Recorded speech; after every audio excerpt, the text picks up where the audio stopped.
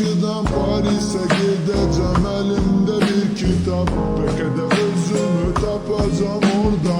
Maraqlıdır, bəs bundan sonra ne olacak? Yəqin ki bir xanım, onunla günleri yaşayacağım insanı. Yəqin ki Paris beni o kadar değişmez, ama yad yerde değişir